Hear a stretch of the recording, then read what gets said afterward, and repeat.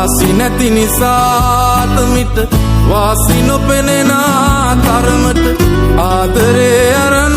කවුරුත් බලෙන් එන්නේ නෑ මනසේ දැනන්නේ බව ගුණාසේ ඉඳින් සතුටින් එක හීනෙන් එළිවෙනවද එහෙම වෙන්නේ නෑ එක හීනෙන් එළිවෙනවද එහෙම වෙන්නේ නෑ